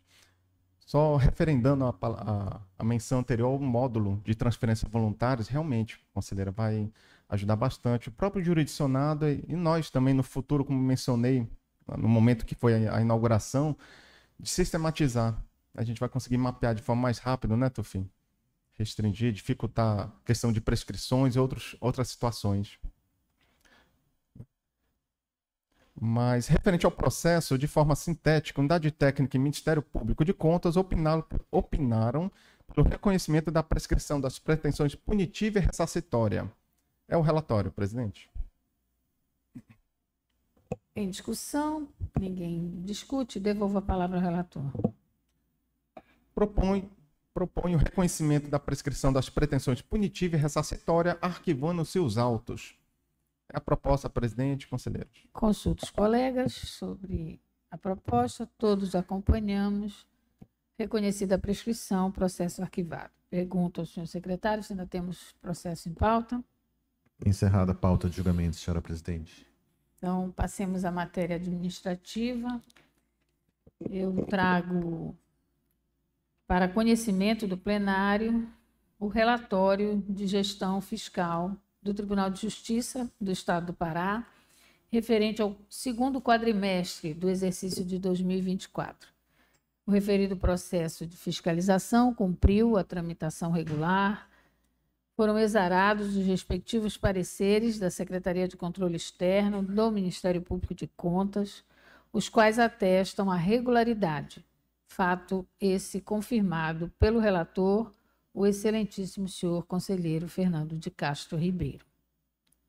Assim sendo, conforme dispõe a resolução 17.659 de 2009, comunico a este colegiado a regularidade e a desnecessidade de expedição de alerta ao órgão fiscalizado. Temos também distribuições a serem realizadas hoje. Ao final desta sessão, encaminharemos por e-mail a Vossas Excelências as seguintes propostas. Primeira, proposta de resolução que, em cumprimento ao que dispõe o artigo 83, parágrafo 3º da Lei Orgânica deste Tribunal, combinado com o artigo 243 do Regimento Interno, que atualiza o valor máximo das multas a serem aplicadas por esta Corte, que passa a ser de R$ 67.218,20, considerando a portaria da Cefa, de número 708, de 2023, que fixa o valor monetário da unidade padrão fiscal do Estado do Pará para vigorar no exercício de 2025 em R$ 4.8013. Segunda proposta de resolução dispõe sobre o percentual máximo do abono por produtividade coletiva a ser pago no ano de 2025, nos termos do artigo 3º, parágrafo 2º da Resolução 19.333 de 2021. E, por último, a relação de servidores indicados pelos excelentíssimos senhores conselheiros, conselheiros substitutos, para a outorga da Medalha Especial de Honra ao Mérito Funcional, conforme dispõe a Resolução 19.696 de 2024. Agradecendo aos senhores conselheiros e conselheiros substitutos pela agilidade no atendimento ao pedido da administração a entregar este rol. Antes de disponibilizar a palavra, eu gostaria de propor ao plenário um voto de parabéns, congratulações à Audicom pelo aniversário daquela associação transcorrido ontem, desejando sucesso no desempenho de seu mistério a todos os associados. Como vota a conselheira Lourdes? Pleno acordo. Conselheiro Luiz? Conselheiro Fernando? Parabéns. Estamos de acordo. Leve nossos cumprimentos. Aplausos, cumprimentos a todos que fazem parte da diretoria e a todos os sócios desta associação. Perfeito. A palavra está à disposição. Essa palavra, presidente. Depois dele. Não, abro a mão para a nossa decana. Conselheira Lourdes, então, obedeço ao nosso presidente. Além de uma dama, a nossa decana. Duplamente. Pois é. As minhas palavras, porque eu não utilizei no momento em que eu relatei o meu processo, porque justamente deixava para agora, fazendo uma avaliação da nossa Corte de Contas, que no seu retorno hoje trouxe diversos processos e que no final quero parabenizar a nossa presidente, toda a mesa diretora, seu vice-presidente, seu corregedor, seu ouvidor, pois ano passado, merecidamente, nós recebemos o selo diamante, né? Isso é resultado de todo esse trabalho, esse empenho que vem sendo realizado e manifesto no sentido de parabenizar Vossa Excelência pela condução dos trabalhos e temos certeza que este ano, ao passar a bola para o nosso querido doutor Fernando, com certeza ele que já vem atuando junto com Vossa Excelência, vai continuar o jogo e vamos continuar ganhando os méritos. Fico alegre de saber que será uma bola. Então, e parabenizar também o Ministério Público, que é o nosso parceiro que vem atuando. Nós, graças a Deus, somos um exemplo no Brasil. E por sermos o exemplo no Brasil, é que tivemos todos esses anos infelizmente, né, nós tivemos essa dificuldade de voltar a uma situação que a gente tem aqui na nossa Corte de Contas, mostrado que a melhor forma de se conduzir, porque o Ministério Público, sim, deveria ter a sua, vamos dizer assim, como acontecia antes, sua autenticidade, uma gestão autêntica, como sempre praticou, e administrativamente diversa. Enfim, eu sei que nossa vontade, não é só a questão da vontade, é provar que é possível, que é a melhor solução, mas infelizmente a maioria decidiu não, mas temos certeza que mesmo assim nós vamos continuar nessa parceria, nessa convivência, dentro da maior harmonia. E eu quero desejar a todos os colegas, a nossa presidente, leve nossa mensagem ao Ministério Público. Aqui está presente o doutor Luiz, doutor Fernando, nosso vice-presidente. Desejo a todos que nós possamos continuar, porque nós encerramos o ano com sucesso, estamos entrando no ano com as portas abertas, com a vontade de dar o melhor de nós para esta instituição, principalmente para a sociedade que nos paga.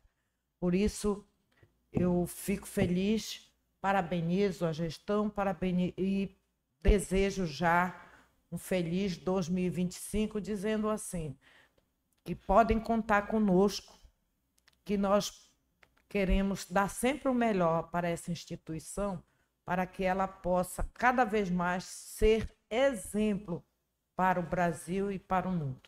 Parabéns a todos, feliz ano novo para todos os servidores também, porque os servidores é que nos auxiliam, é que nos dão essa segurança para a gente prestar o nosso trabalho. Então, parabéns a Vossa Excelência, presidente, vice-presidente, corregedor, ouvidor, e nós todos, conselheiros, Ministério Público e os procuradores e procuradoras, os servidores do tribunal e os servidoras e os servidores, nossos conselheiros substitutos, que também têm nos dado, têm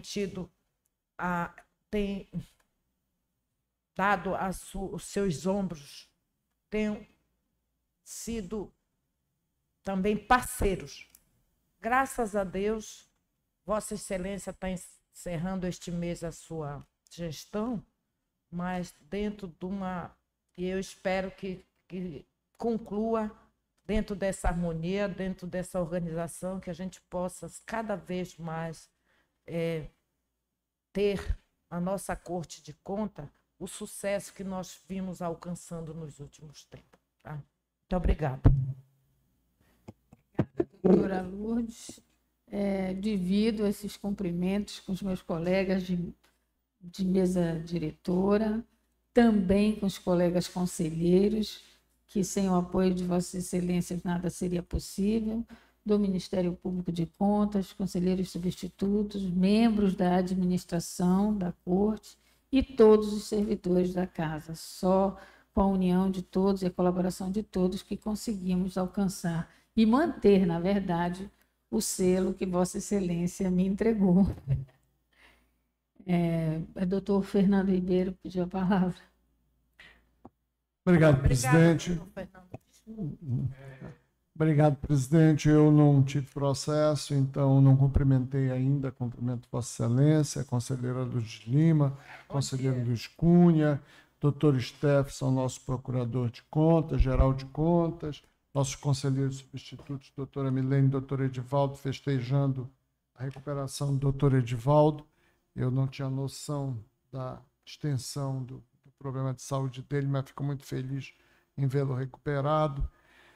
Dr. Tufi, nosso secretário-geral, Dr. Jorge, todos os servidores do nosso tribunal, desejando a todos um feliz e tranquilo e com muita saúde 2025 para todos nós, nossas famílias, nossos entes queridos. Presidente, eu queria propor 3 votos de congratulações.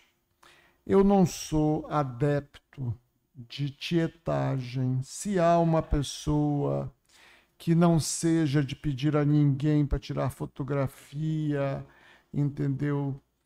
Não sou praticante de mídias sociais. E na minha admiração, principalmente as figuras públicas em qualquer setor, ela procuro limitá-la ao seu métier, ao que eles fazem na carreira que abraçam. Isso com relação aos políticos, com relação aos artistas, etc. Mas não, embora pareça pretensioso, talvez, para nós, mas tenho certeza que não é, porque nós somos uma entidade pública, nós, de alguma forma, representamos a sociedade. Eu gostaria de propor voto de congratulações, 3 votos de congratulações.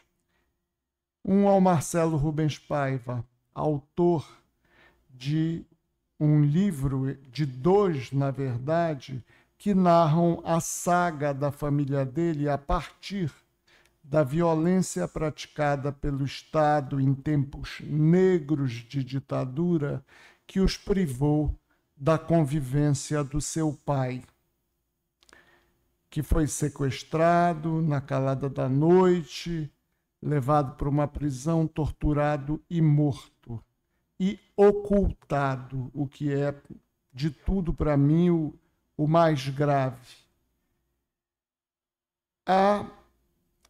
Extensivo, logicamente, a memória de sua mãe e a sua família. Eu tive o privilégio de cumprimentar essa senhora e o Marcelo no dia do primeiro comício do ex-presidente Tancredo Neves, que não chegou nem a ser presidente, em Goiânia. Nós fomos chamados. Eu estava no momento numa mesa, num jardim lá em que esperávamos a hora de ir para o comício, que era na frente do Palácio do Governo. Nós estávamos atrás, num jardim, e fomos chamados para sermos apresentados a dona Eunice Paiva, a dona Clarice Herzog, viúva do Vladimir Herzog, jornalista, que também foi sequestrado, morto numa prisão, e da dona Maria Tereza Goulart, viúva do presidente João Goulart, que estavam as 3 numa mesa conversando. Perfeito. Fomos apresentados. Ela, em particular, eu não sabia quem era. A dona Maria Tereza sabia, tinha curiosidade, que constava para mim ser uma mulher muito bonita. A essa altura já não era tanto, entendeu? Mas Maria Tereza Goulart. E a dona Clarice Herzog, que era a mais exuberante de todas, a que me chamou mais atenção. Depois, nas conversas, no jantar que houve depois, o doutor Ulisses relatou toda o que aconteceu com o Rubens Paiva e com outros, inclusive o pai do Nelson Piquet, deputado Sotomayor, que também foi na mesma leva dos que foram, digamos assim, executados pelo regime militar. E esse filme, que eu assisti já 2 vezes, ele me tocou profundamente. E eu lhe digo que, além desses 2 personagens, o Marcelo e que é retratado no filme por um garoto, era o único filho homem da família, e a própria Dona Eunice, que eu tive a oportunidade de vê-la em outras oportunidades na mesma campanha, inclusive no comício final em São Paulo e em Belo Horizonte ela estava presente. Além disso, o deputado Bocaiúva da Cunha, Baby Bocaiúva, do Rio de Janeiro, que também tive a oportunidade de conhecer, que era amigo do Dr. Jader, então foi uma pessoa que eu conheci bastante, inclusive tive o privilégio de hospedá-lo no Marajó. Eu não sabia, eu não tinha até o filme, eu não tinha estabelecido a conexão entre ele e o Rubens Paiva. Na realidade, quando o Rubens Paiva se viu privado do seu mandato, ele o colocou como sócio da firma, da empresa, era uma imobiliária muito grande no Rio, e ele passou a atuar como engenheiro no Rio de Janeiro, e é nesse contexto que se desenvolve a história. Mas é um capítulo triste da nossa história, da vida do Brasil, e que precisa ser relembrado. E exaltar a figura do Walter Moreira Salles Júnior, a quem eu também tive o privilégio de conhecer em tempos idos. Não é meu amigo, eu apenas tive o privilégio de conhecer, de conversar algumas vezes, de jantar algumas vezes com ele, porque ele era sócio do meu amigo Roberto Dávila, jornalista da Globo News e entrevistador até hoje de bastante repercussão. Então, a história, por todo o seu contexto e pelo fato de eu ter, num filme conhecido 3, 4 personagens com Walter Salles, mas ontem, coroado pela premiação da Fernanda Montenegro, que não é Montenegro, ela é Fernanda Pinheiro Torres, que ela usa o nome do pai, ela não usa o nome artístico da mãe, mas que eu acho que é um motivo de orgulho para todos nós brasileiros, o prêmio que ela conquistou, que o roteiro original também conquistou no Festival de Veneza e que enaltece a arte brasileira, entendeu? Muito além do que a mídia nos impõe em termos de música contemporânea, em termos de shows contemporâneos que, sinceramente, não me despertam nenhum interesse, entendeu?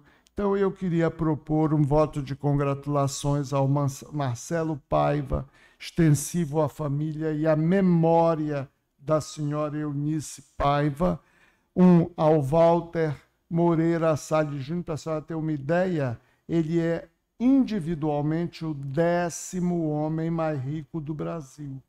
Ele e os irmãos são o maior grupo econômico do Brasil.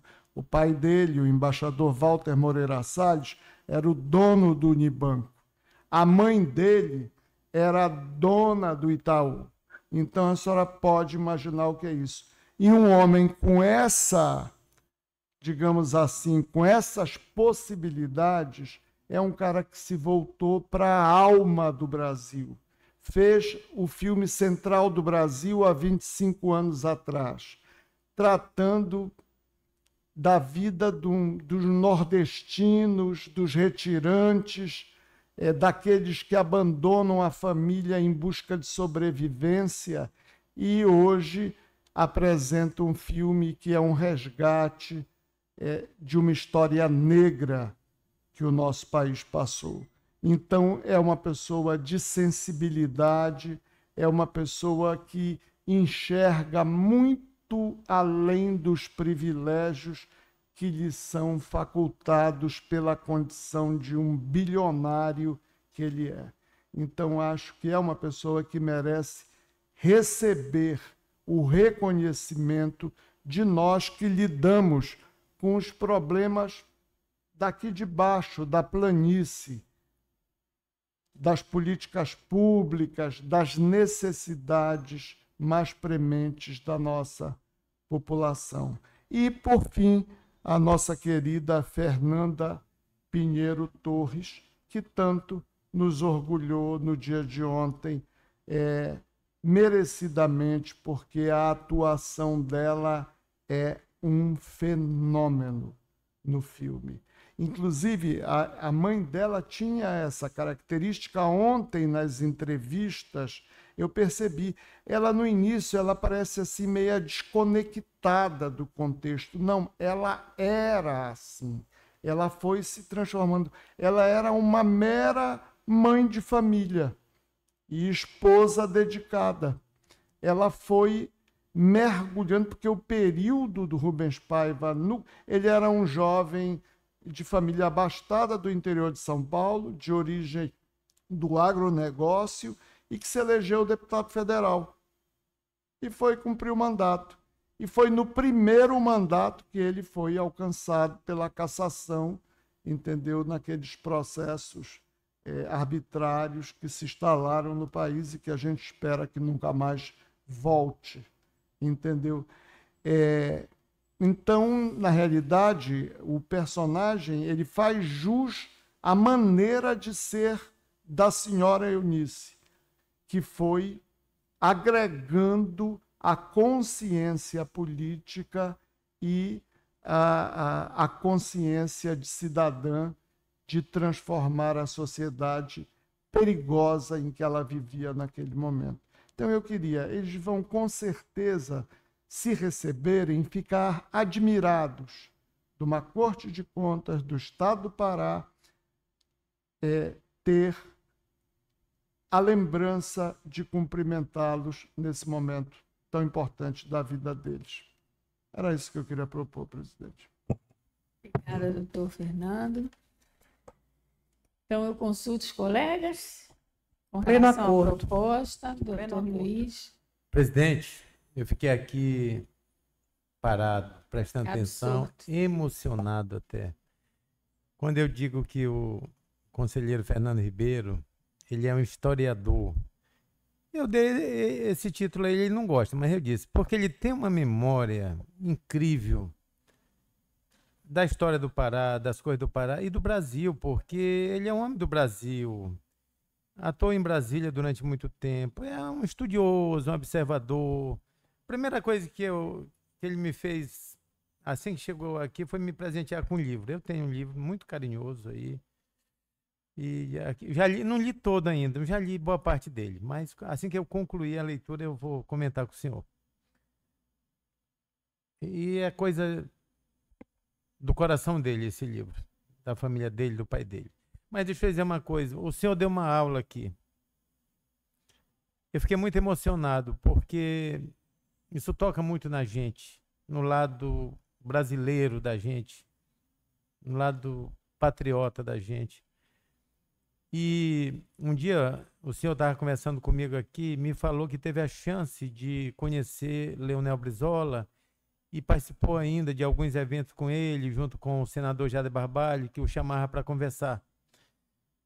Eu tive 2 momentos com ele. Num deles, ele falou de 91, o golpe militar de 64 aconteceria em 91. Ele só conseguiu adiar, ele era governador do Rio Grande do Sul. Não queria deixar João Goulart assumir naquele momento, em 91. Não, quer dizer, em 61.